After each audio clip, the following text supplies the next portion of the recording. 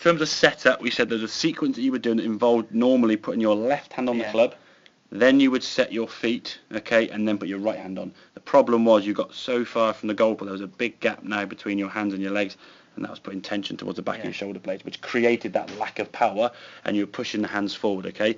What we're trying to do now is sort of get your arms to hang down from the shoulders, make sure the club is set down behind the ball in a neutral, sort of vertical fashion, not pushing the hands forward, okay?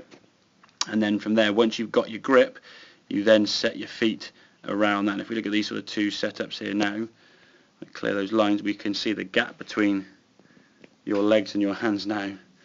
Quite dramatically closer on the right hand side there. So you're in a much more powerful position. Your arms are just hanging straight down. You've got all the power and the control you need, okay? Anything we're doing in life, we sort of do these things in front of us in like a sort of triangle of control. It's driving a car, sat at a laptop or a desk or an iPad or whatever, hitting a golf club. If we're stretching out too far, we've lost control. So if we're trying to eat your dinner over there somewhere or type on a laptop, you wouldn't be very successful with it. So getting yourself in the better position. And then from there, as we said, your swing hasn't really physically changed in terms of what you feel as though you're doing, but the swing is changing slightly because of the setup. Obviously, when we change the start position, the resulting swing that follows will be slightly different, okay? So you see the top of the backswing now, we get a nice full shoulder turn, and you can bring the golf club back down to the golf ball, using the full loft of the golf ball as the club as we can see.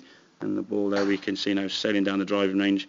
Nice little draw. Getting a couple out towards the 200, which I'm sure is further than your forearm would be going.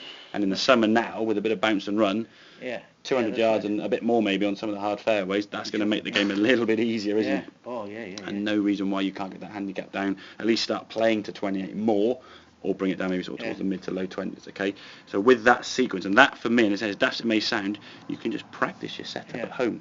Haven't even got to come to a driving range and get golf balls. You can just stand there, put a golf club down next to maybe a tee peg or just a ball on the ground, and go through that sequence, and if needs be, get a mirror or a reflection somewhere, just so you can check. The one checkpoint you can do with a driver, any club really, when you're set up with your arms there, just let your right arm just hang from the shoulders and let go of the grip, okay?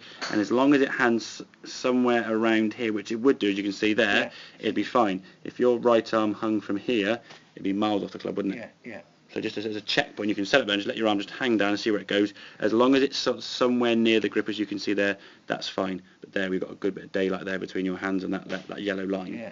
So your arm would be a long way. So that's kind of like a checkpoint. If you feel on the golf course, it's not going what it should do, or you're going back into the old swing, or old shot, shall we say. Use that checkpoint. Just make sure we go through that sequence of club down first, grip, but get grip with both hands.